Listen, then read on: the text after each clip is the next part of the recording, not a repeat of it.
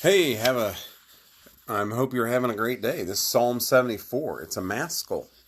Not sure what that means, but it's in 11 different psalms. It's in the subheading, if you want to call it that, the little superscript up on top, and it's in the title. It's called a maskil. Maybe it's for instruction.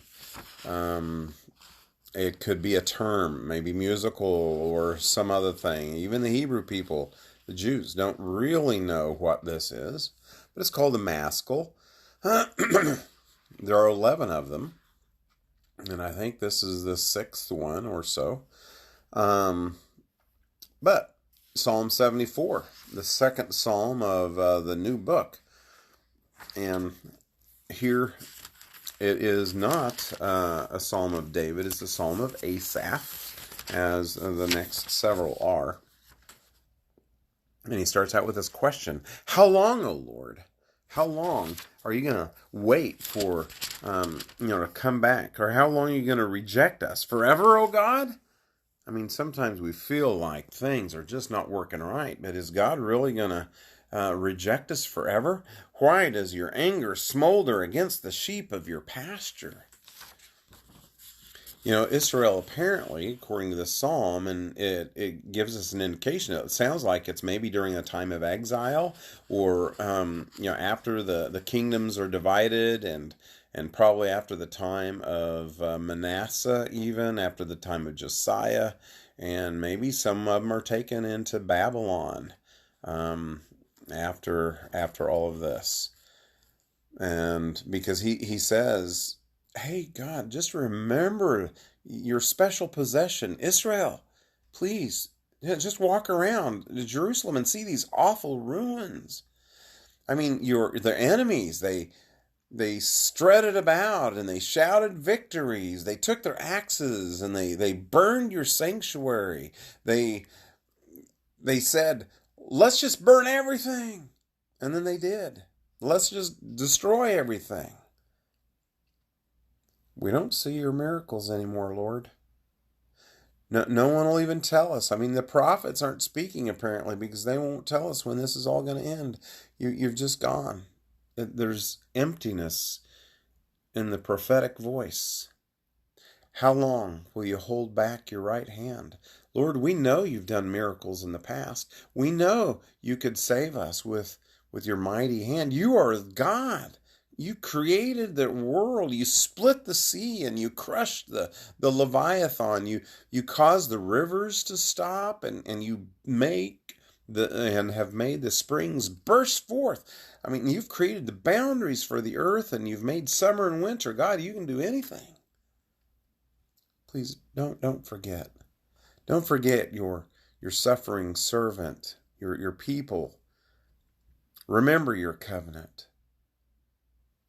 The land is full of violence. It's full of darkness. It's a dreary time. Arise, O God, and defend your cause. Don't overlook your enemies don't overlook your enemies or their growing uproar. Ugh, kind of depressing psalm. Not one I want to teach 10-year-olds. For that matter, I don't really like teaching at all.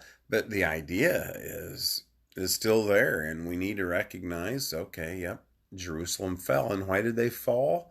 According to the prophets, they fell because of their sin. Jerusalem fell because the leadership of the religious order and the leadership of the political order were godless. They looked to Egypt for help. They looked for Assyria. They looked for Babylon. They weren't looking to God. And a time will come in our world when people quit looking to God for strength. They think we can do it by political power, by wealth. And I was looking for a word. We're looking for economic. That's what I was looking for. Economic power. It's not going to save us, folks. The political prowess God will save. And I think it's important to say this, that God is in control, no matter who's in charge in the world. God is in control right now in Russia. God is in control right now in China. God is in control right now in India, in Iran, Iraq, in Syria, in Israel, in Turkey, in France, in Italy, in New York City, Seattle, Miami, Houston. God is in control of Canada and of the United States in this way, always. Either God purposefully does things or permissively he permits things. He allows them to happen. Sometimes that's just hard to grasp, and he allowed Jerusalem to go down. And when the church is persecuted, the church grows. Keep that in mind. It can be a depressing psalm, but God knows the whole picture. And we just get little glimpses. We only get the few years of life that we have. And we're trying to see a full picture, and we'll just never have that until the end. Then God will give us clarity, and he'll give us a full understanding. But right now, we have to learn to trust. But we can cry out to God, just like the psalmist did, not knowing when the end would be, recognizing that God had the power to do something and just had to wait upon God. The waiting is difficult, but waiting will give us the strength when God comes through, and it will help us out. So I hope that you have a great day, and ponder these things. See what waiting does for you, and recognize that the destruction sometimes is done because of sin. We'll see you tomorrow for our next psalm.